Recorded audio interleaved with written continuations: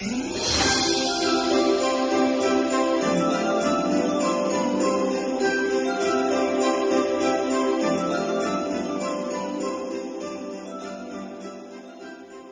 to Forbidden Planet TV and Merry Christmas. Happy Christmas Day. And Christmas Day means it's time for Dave Gibbons' Christmas Day message. Hello, Dave. How are you doing? Hello, Andrew. I'm very, very well. Has it really been a whole year? I can't believe it, but it's great to be here anyway. It has been a whole year that has whipped by at speed. Absolutely. In fact, before we start, I've got my trusty Santa hat, which I'm not going to wear because last year when I put it on, I was baking by the end of our conversation. It's right here. Oh, that was one of the things I really enjoyed was watching you cook. Yeah. Thank you very much. But I will put my scarf on. There we go. That's more like it. There we go. There's my festive scarf. I've got my Christmas jumper on. Look. I love it, mate. I love it. Looks like reindeer. Very well done. I love it. You always bring it on the Christmas jumper steak. And, smells of mothballs. Smells of mothballs, this one. But... As is quite right for Christmas Day. How's your year been, Dave? It's been good. It has whipped by, as you very rightly said. It's been quite peaceful. I'm not doing as much work as I used to do, so I've got a bit more leisure time. I had a few nice breaks away and holidays. But the biggest thing for us this year has really been we are now grandparents. Helen's daughter had a little boy at the beginning of September called Alfie, who's the absolute light in his mother's eyes and the light in his grandmother's eyes as well. And he's a really happy, nice little chap. And we hope to be spending some time with him over the Christmas holidays. Oh, congratulations, mate. I couldn't be more pleased for you. That's phenomenal news. Cheers, just amazing. Thank you. Yeah, it's great, you know, and we got how many? We must have 300 photos on our phones, you know, and of course people see us coming and we go, oh, I must just show you these. Yeah. So it makes you feel very proud to see another generation come along, and whether he's going to be a comics fan, I've already got him for a Christmas present a washable comic, which is quite a good idea. You can read it and puke over it, do whatever you like, and then you can just watch it under the tap. So. That's good, and it will always remain in mint condition. So perfect.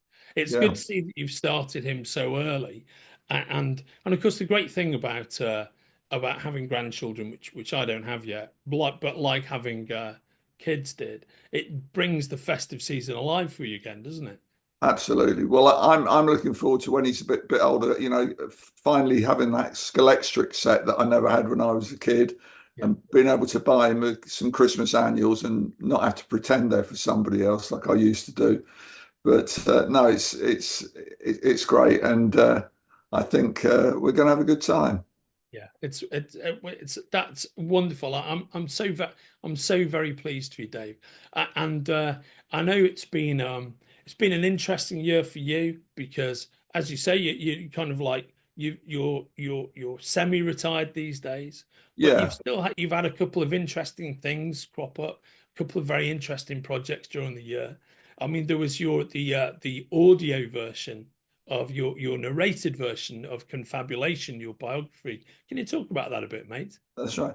I don't know if we talked about it last time. I think when we met last time at Christmas, I'd actually already done the audio recording, which is now released. So if there's anybody out there who just can't get enough from me just broadcasting for an hour on Christmas Day, they can go and get the audio book. And I think it runs to about 5 hours or 6 hours or something like that.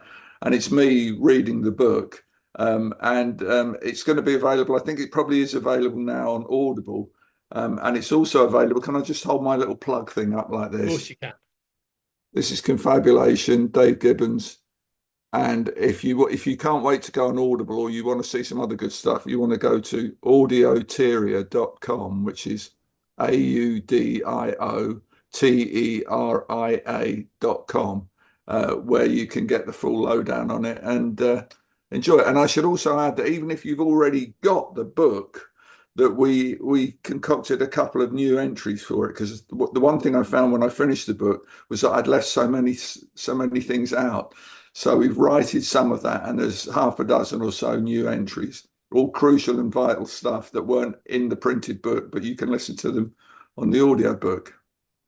Yeah, and of course the audiobook is for those viewing now, has your charming and mellifluous tones. Of course, it was all read by me in a cupboard in a garden down in Chelmsford, so it was very exciting showbiz. You But get no, that 360-degree Dave Gibbons experience. yeah, but it was great. The recordings were done by a lady called Helen Quigley, who's a voice artist and does a lot of professional level advertising and general voiceover stuff.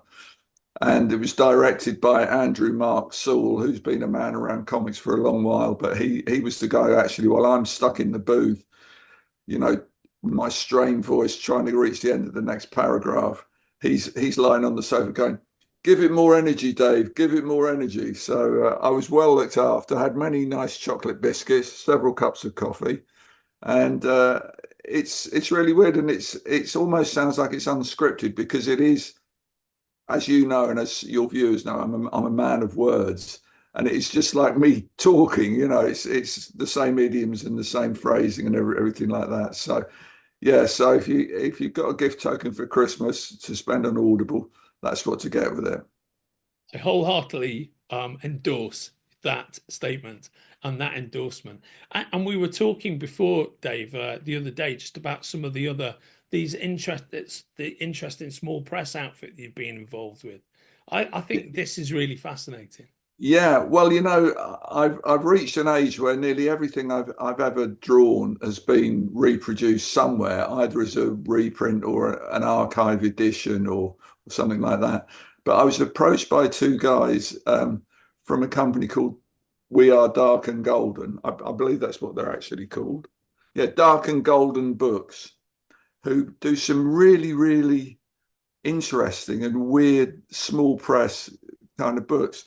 One of the things they did, I'm just hunting around here for it, and this warmed the cockles of my fanboy heart. I believe you've seen it, Andrew, but this is just an Indeed. amazing thing. I love it as well. The minute they showed me this, I had to have it. It's comic shop price stickers. It's all it is. It's a little book like a stamp album or a passport, which has just got little price tags in it with the name of the comic shop. And again, due to my advanced age, I've been in most of these comic shops in various tours and various visits to publicise stuff. But my wife looked at me, she said, "You paid £4 for that, for stickers, you know." I said, "Yeah, you don't understand what it means. It makes your fanboy heart just, oh, I wonder if they've got that this place or that place in it." So anyway, these guys do really interesting stuff. And they knew that I'd done a fair amount of underground comics in my way of finding my way into professional mainstream comics in the sort of early 70s. I'd done a lot of stuff for underground comics. So they suggested that they did a limited edition of that. Unfortunately, as you all know, I am a hoarder. And I've still got the original artwork of all that underground comic stuff. So they put it together in a book like this. Dave Gibbons' early gigs, Amazing. because quite a lot of the things in it are to do with music.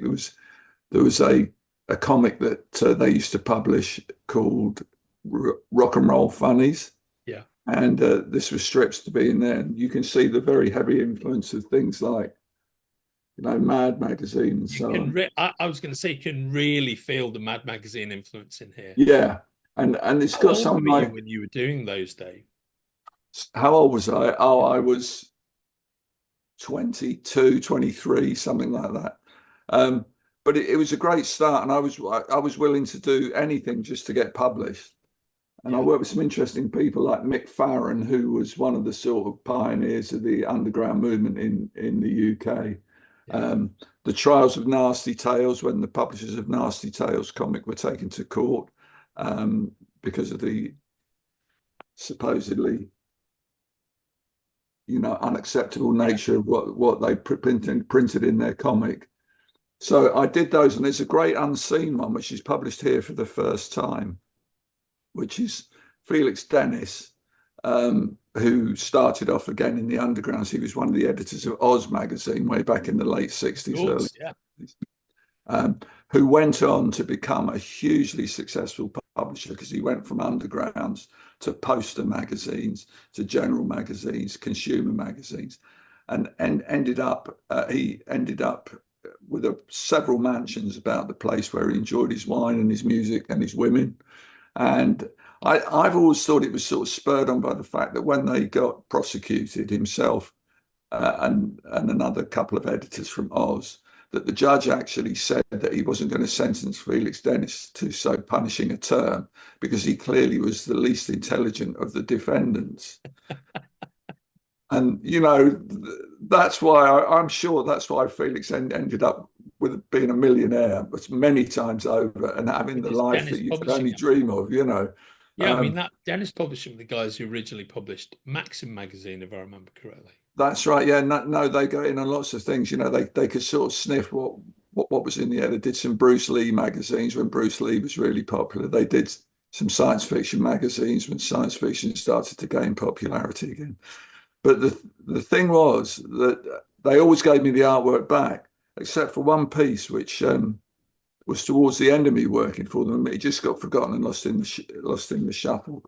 And Felix had the idea that what he would like to do is a comic based on the lyrics of Bob Dylan. Ah, But he thought, well, we can't actually use the words because they're copyright. And indeed, we can't even really use the titles because they're copyright as well. But what we can do is just make them silent strips with the imagery carrying the story. And we could make an anagram of the actual name of the song for the title in this book. So as you can see, that's page one of it. This is called Need a Fog Set, yeah. which the more quick amongst you will realize is Gates of Eden. It's an anagram of that. And if you buy this comic, which I suggest you do, and put on your cherished copy of the Bob Dylan album, you'll be able to look at my images as you listen to the great man sing and play the tune. So I'm feeling a real Eisner vibe there, mate. yeah, I think I'm showing all my influences and this sort of mad comic logo and everything on it. Um, but what happened was, as I say, it was one of the things that got lost in the shuffle when we both went off and had different careers. And then I read that unfortunately Felix had passed away, and I thought, I never did get that artwork back. And then I didn't do anything about it. And then I happened to notice in the newspaper that his estate was being wound up and that anybody having any claims to it should contact his lawyers at such and such an email address. So I wrote them an email saying basically, let me just, I'm not going to read the whole thing out. It was along these lines. I read with sadness recently of the death of Felix Dennis, whose estate I understand you're administering. I knew Felix quite well back in the early 70s and contributed to the many underground comics and science fiction magazines he then published. So I go on to say a bit more. And I said, this artwork, I realise that the legal deadline for claimants on Felix's estate has passed, but I'd be very grateful if you had any leads that I might pursue to at least get some scans to reproduce. It would be a shame for the work to disappear rosebud-like into a furnace. Yeah. And they wrote back to me very kindly saying, yes, they did have that artwork and they were prepared to send it back to me. Would I like to make a contribution to Felix's favourite charity, which was a tree planting charity? So I said yes. And they sent it back to me in absolute pristine condition in transparent sleeves.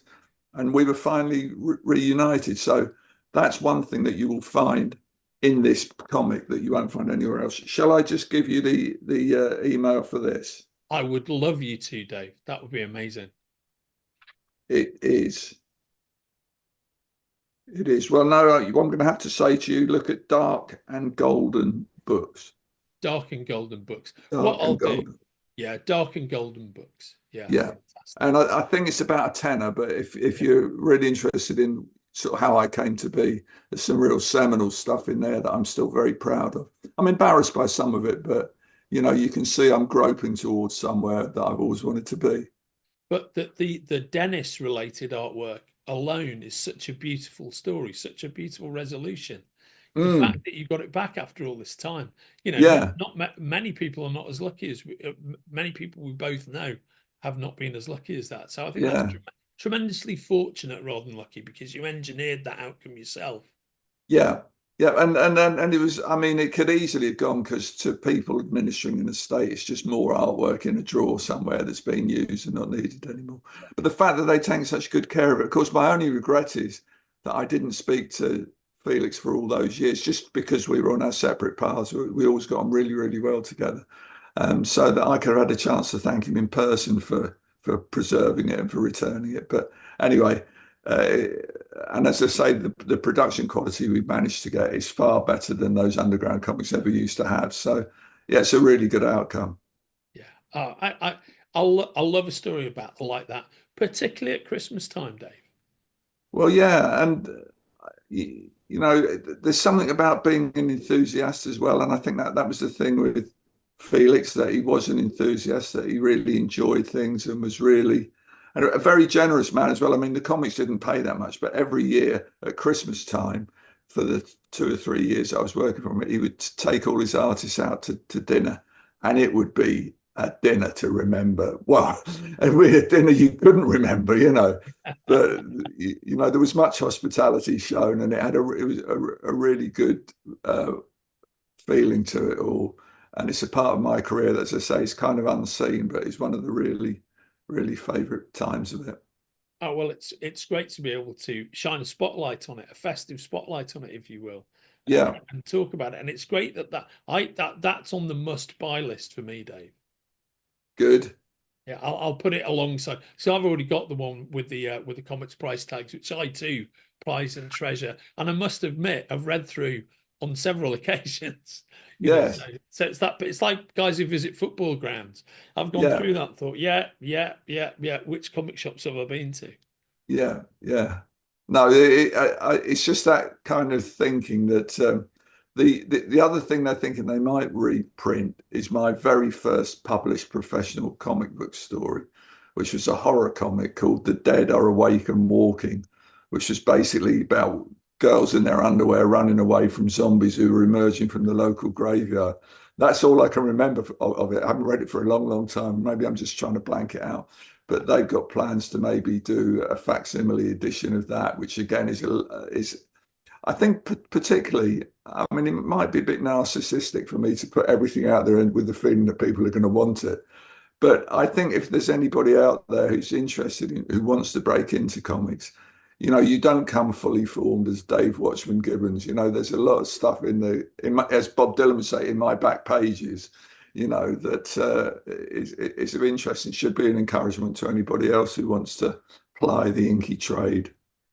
I think that is very well said. Speaking of other people who wish to and do ply the inky trade, another another conversation we've had many times on Christmas Day is about the gift that keeps on giving, Christmas comics. Yeah, and we've explored a number of Christmas comics of old. Um, Mm, thought we'd take a little look at what's been out there this December because there's sure. been a particularly nice crop this year. So, Dave, you might remember me waxing rhapsodic last year about this book, which has now been collected, which is Yes. Batman Santa Claus Silent Knight, which is Yeah. written by Jeff Parker. And I think is a great piece of work. This is a beautiful covers by Dan Moore, but Yeah. look The, at the Santa Claus design. that's great. But the thing I also love is the Golden Age Batman comic there.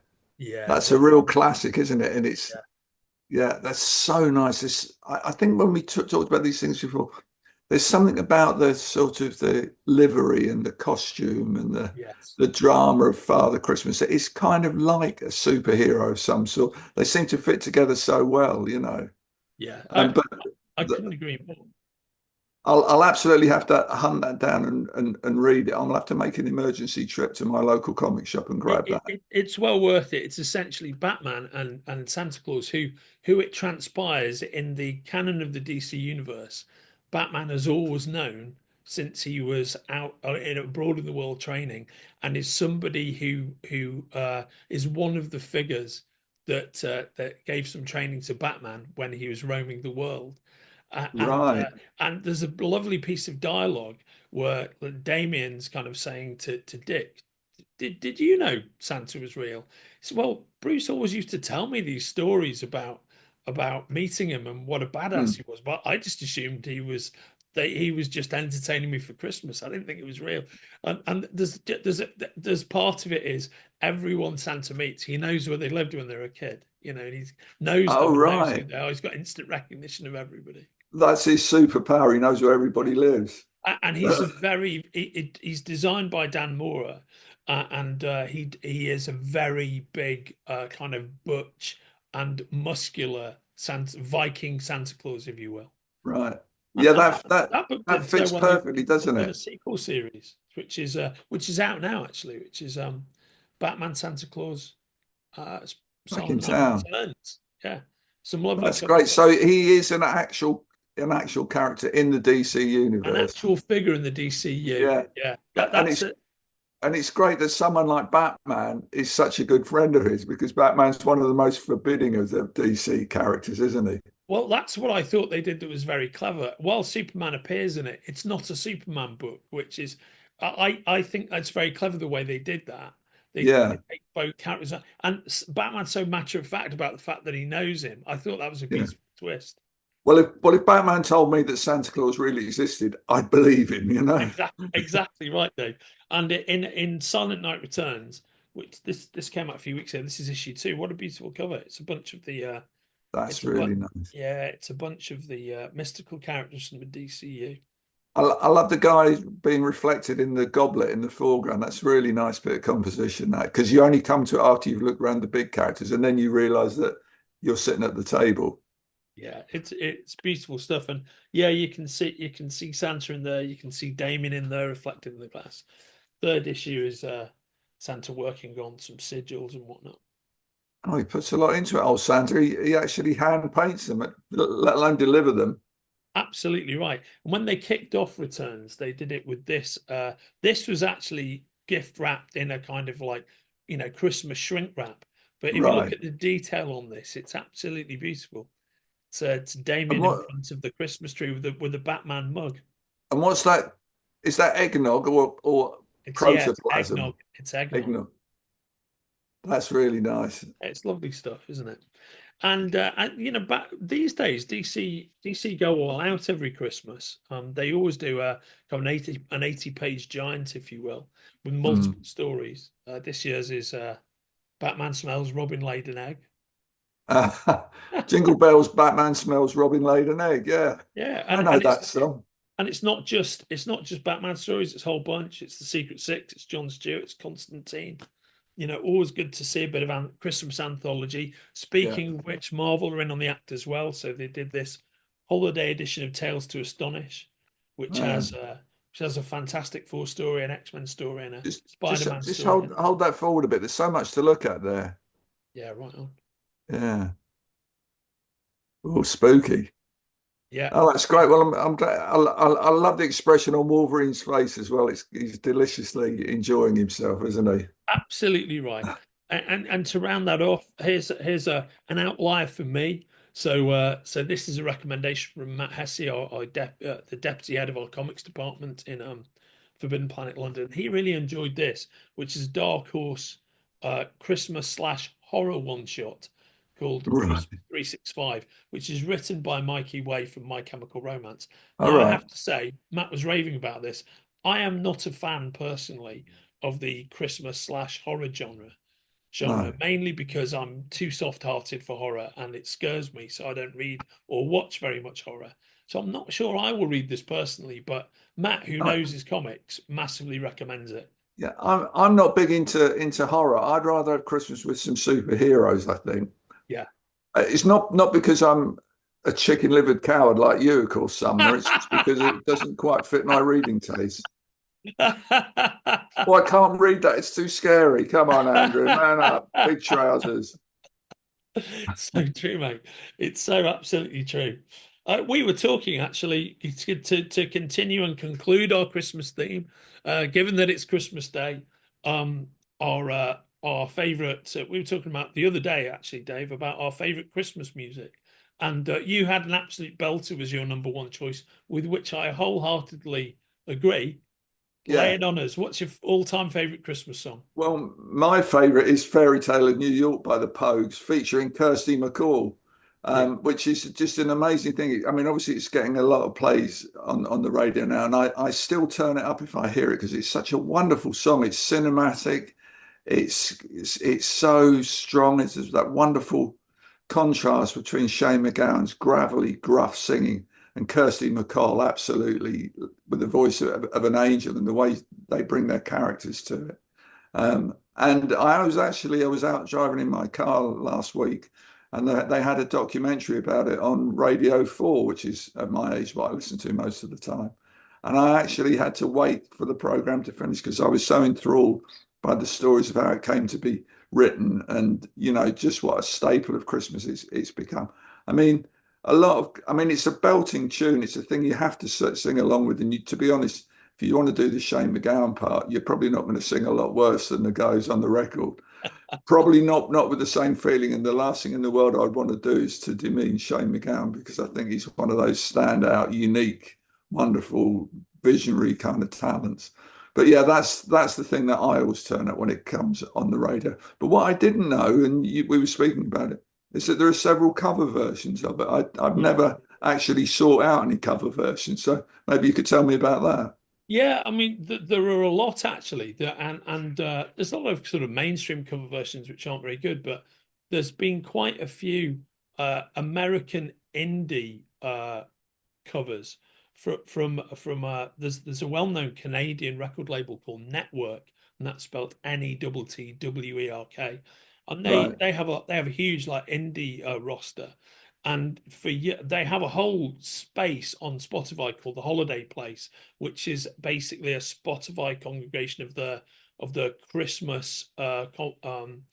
Christmas compilation albums, where they get all the roster artists to do new songs or to do covers. And there are some very interesting covers of Fairytale of New York knocking around, either done as a duet or done as a single voice thing. There's a really good one by a rock and roll guy called Bob Schneider, who his version of Fairytale of New York's very nice. He has a great song, by the way, called Captain Kirk, yeah, All which is right. well worth listening to. And Okay. and he also recorded one. Bob Wayne, our mutual friend from DC, who's from Texas. He also recorded a song called Batman, which is a big Bob Wayne favorite. And I will send you Right. links to these so you can check them out, mate. But his version of Fairytale of New York is good. But there's a band called Rostam that do a good one. But I think the most interesting one for me is there's an indie band called Terrible Sons, and their version of Fairytale of New York subtly deals with that controversy that came out a while ago, which is there's one word in Fairytale of New York, the Yeah. F word, if you will, that's not terribly contemporary these days. And the Pogues themselves, their view is that, well, this is a story of people living in the gutter. That Mm. would the lyrics are spoken through the character. Yeah. This is neither the Pogues' voice nor Shane's voice. It's how the characters would talk, which of course they would. Terrible Sons just literally replaced that F word with the word bigot, which I thought was very clever. It's the same cadence, Yes. it's the same pace when you sing It's it. good, and it acknowledges what's been done. That Yeah. it acknowledges that there was an element of bigotry to the word that was there. But yeah, Terrible Son sing, "You scumbag, you maggot, you cheap lousy bigot," which I think wraps the whole thing up quite nicely, really. That's good. Yeah, I think that's an acceptable kind of change. I wonder what Shane would have made of it, because he must have been involved in re-recording it at some time, must he, to change the language? I think Shane's view was very specifically my pal Shane. I'm acting. Of He's not. course, yeah, me too. Yeah, Yeah, I just name checked him in the first person. I'd have loved to have met him, but I never did. I would love to have met him too. But he was an icon. So first name is acceptable, I believe, like Elvis. Yeah, Um, I think his view was that it's a slice of life. I'm yeah. writing about characters, and this is how they speak. No, it's a very powerful song, and the fact we're discussing it now, and the fact there was a whole program on Yeah, the radio about it, means that it's definitely left its imprint on popular culture there, with whatever the popular culture was at the time and what's acceptable, and later it becomes unacceptable. And yeah, I mean, it does go into some interesting areas, contentious areas, which perhaps we best not go into too much detail on Christmas Day. But it is one of those songs. I mean, obviously, you know, Slade is going to be played every Christmas. Of course. Fair play, and I always love that Slade Christmas song because I think Noddy Holder must go, yes, result, because he must rake in hundreds of He thousands must do. every year without fail, you know. But no, but I think that Fairy Tale in New York will be one for the ages. I think it's going to be a classic of what you can do with a pop song. I couldn't agree more. It's hugely emotionally stirring, isn't it, Dave? Yeah. Just when you hear the first bars of the piano, and you know, like you, I've heard that song tens of thousands of times, but Mm. every time I hear it, it's almost like you're hearing it anew. And few songs can do that. It pulls you straight into the emotion of it, and Yeah. you're there with those It, Christmas vistas in New York, you know, all of that. and it's true. There's one wonderful line that they were talking about on the radio, and it's always struck me as an amazing line, where he says, "I could have been someone," Yeah, and she just dismisses him. So could anyone. yeah, And it's so cold that it's so yeah, absolutely, yeah, anybody could, you know. yeah. And I mean, I can't remember. Did it ever have an accompanying video? Because as I say, I can see the pictures that it evokes in me quite clearly. It does have an accompanying video, and it's wonderful actually. It's it cuts between the Pogues and Kirsty MacColl in the studio, and Shane's got like a fag on the go on the piano, so Yeah, the smoke from the fag is the smoke from the fag is twirling up, yeah. yeah, And then it cuts with the two of them sort of in character as these New York City lowlives walking around New York, shot in black and white at winter right, time, and kind of arguing with each other, and watching, you know, the NYPD choir and all that kind of stuff. yeah. And it's 4 minutes of beauty, mate. It's easily findable on YouTube and well worth seeing. I will chase it down, Andrew. Thanks for yet another helpful tip. Yeah, I will. Well, that's Dave. That is your Christmas Day mission, Thank and you very much, sir. Thank you. it's the least I can do, Bob Cratchit. Yeah, Speaking of which, mate, yeah. let us not forget. Um, Live and available now on Forbidden Planet TV, and in the links here is our annual Hard Agree Christmas Carol, the 2024 edition, Ah, yes. One of which my finest hours. absolutely were. If you want to hear the finest rendition possible of Jacob Marley on the Ghost of Christmas Past. Yeah, Or was the Ghost of Christmas Past you did, or the Ghost of Christmas Present? I can't remember. they all merge into one. Yeah, right. It's one of them. If you Yeah. want to hear a fine rendition of both, then you really need to be checking out a Hard Degree Christmas Carol in aid of this year, like last year, Comic Books for Kids, which is an amazing charity run by a guy called Absolutely. Mark Weiss that gets comic books to kids in long-term hospital care during the festive season. It's an Yeah. amazing charity. It's great. No, I'm really proud to be a part of that. And you know, I almost got an inkling that maybe I could have been an actor, but you know, Yes. I could have been someone. So could anyone, as we said before. But no, so yeah, so I would urge our viewers to help themselves to a slice of that and help out a really, really worthwhile charity, which again shows the power of what popular culture can do. Yeah, well said, Dave. And for those who may be interested, I can attest to the fact that when we recorded that, which is about I did your vocal about 5 years ago, Dave. Right. You were an absolute one take Charlie. Yeah, that was it. You did it all in one. But you just rattle through the lines, so you could have been an actor, mate. Well, I could. I mean, it's weird, you know, because I've always been, as people who know me well will agree, a bit of a performer. Yeah, And I put it all down to one Christmas at school when when they do the school play, and it's not the nativity, it's a different thing. I was in one of those plays at primary school, talking about being 9 or 10 years old now, and I was the jester who was explaining the story to the audience. And what I had to do to begin with was come on the stage and do a forward roll and stand up and go, da, welcome. And I got a huge round of applause, and I thought, "Whoa, I like this." Um, but I never did make a career in the theatre. Although strangely, my son was a huge enthusiast as far as amateur dramatics were concerned.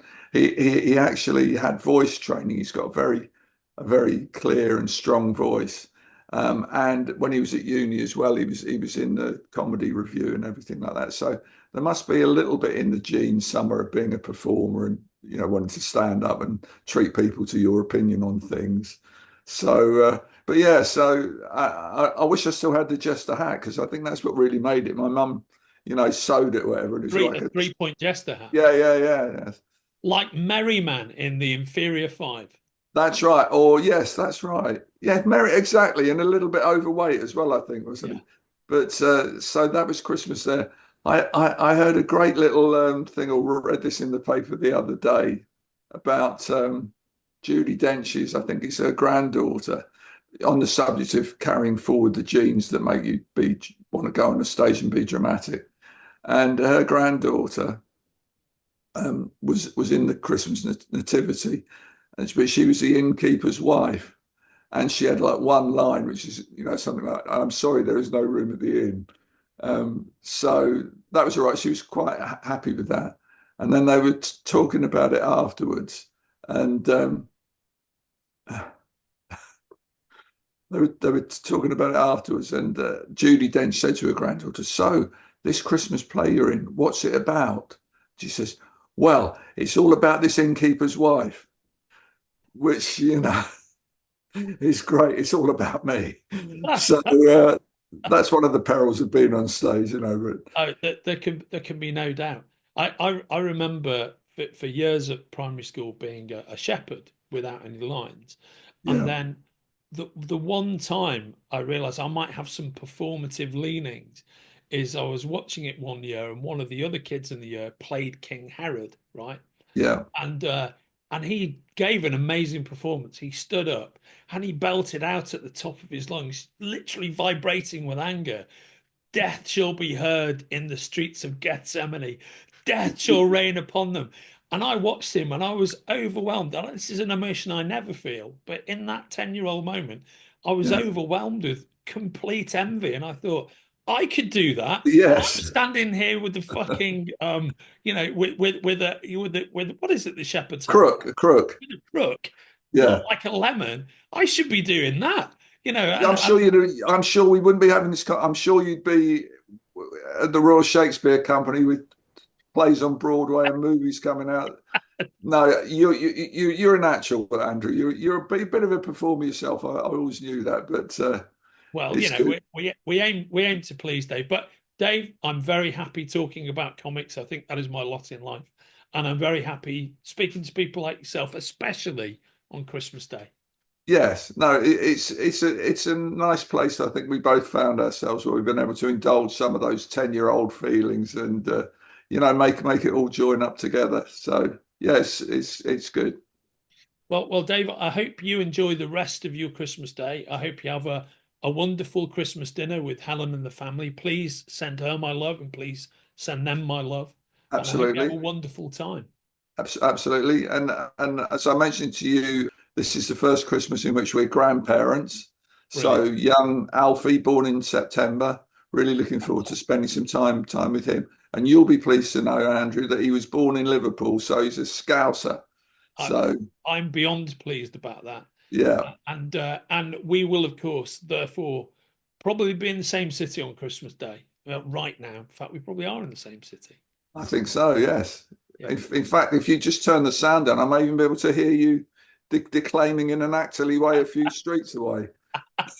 Death shall be heard in the streets of Gethsemane. Yeah. Cheers. Let, Happy let's Christmas.